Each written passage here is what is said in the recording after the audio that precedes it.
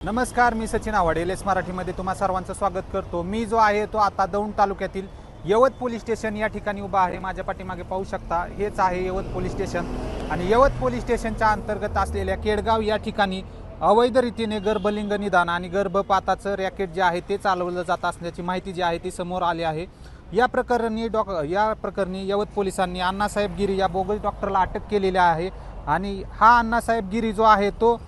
त्याचा एक संपर्कातील डॉक्टर अतुल जाधव जो आहे वाघोली येथील त्याच्या संपर्कात होता आणि या ठिकाणी गर्भलिंग निदान जे आहे ते केलं जायचं आणि गर्भलिंग निदानामध्ये संबंधित गर्भ हा मुलीचा असल्यानंतर अण्णासाहेब गिरीमार्फत तो डॉक्टर अतुल जाधवकडे त्या संबंधित महिलेला पाठवलं जायचं आणि त्या ठिकाणी जे आहे ते महिलेच्या पोटातील गर्भ जो आहे तो गर्भपात केला जायचा किंवा ॲबॉर्शन केलं जायचं, असं हे रॅकेट होतं। यामध्ये एकूण 3 डॉक्टर जे आहेत ते सहभागी असल्याची माहिती जी आहे ती सध्या समोर येते आणि या संबंधात या प्रकरणामध्ये अण्णासाहेब गिरी याला पोर्टेबल मशीन जे आहे सोनोग्राफीचं ते देणारा ठाकरे नावाच्या एका इसमाला देखील यवत पोलिसांनी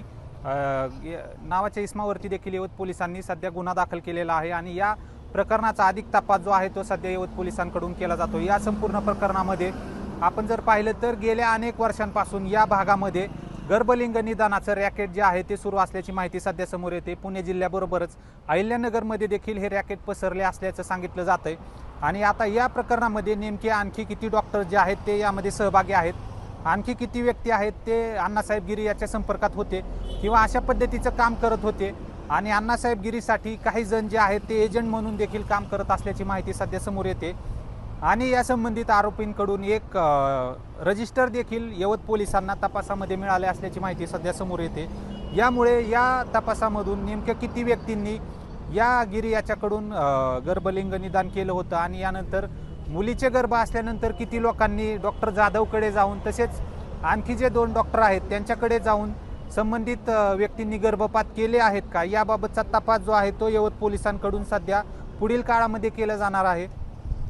अतिशय मोठ्या प्रमाणावरती हे दूरवर पसरलेलं असं रॅकेट आहे आणि यासाठी गर्भलिंग निदानासाठी सुमारे 35 ते 50 हजारापर्यंतची रक्कम जी आहे ती आकारली जात होती अशी माहिती सध्या मिळते आणि 1 लाख रुपये जे आहेत ते गर्भपात करण्यासाठी संबंधित व्यक्तींकडून घेतले जात असल्याची देखील माहिती समोर येते। हे रॅकेट जे आहे ते गर्भलिंग निदानाबरोबरच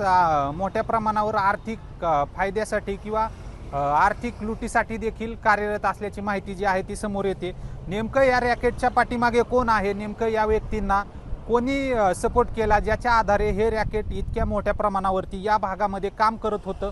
आणि याबाबतचा एक व्हिडिओ जो आहे तो सोशल मीडियावरती व्हायरल झाल्यानंतरच शासकीय डॉक्टरांकडून या बाबतीत तक्रार जी आहे ती दाखल करण्यात आली आहे। मग आतापर्यंत या प्रकरणाबाबत इतक्या मोठ्या प्रमाणावरती हा सर्व प्रकार घडत असताना देखील या बाबतीत गुन्हा दाखल का करण्यात आला नव्हता, हा देखील एक प्रश्न जो आहे तो सध्या उपस्थित केला जातोय आणि आता जवळपास 35 ते 40 डॉक्टर जे आहेत ते या अण्णासाहेब गिरीच्या संपर्कात असल्याचं देखील समोर येतंय। यामुळे आगामी काळामध्ये आणखी मोठे मासे जे आहेत ते या प्रकरणामध्ये अडकण्याची शक्यता जी आहे ती सध्या व्यक्त केली जाते। यामुळे हे रॅकेट आणखी कुठपर्यंत जातोय, किती लोकांवरती गुन्हे जे आहेत ते आणखी दाखल होणार आहेत हे पाहण्यासाठी आपल्याला पोलिसांच्या पुढील तपासामध्ये हे निष्पन्न होणार आहे। तोपर्यंत एलएस मराठीसाठी रिपोर्टर सचिन आव्हाड, दौंड।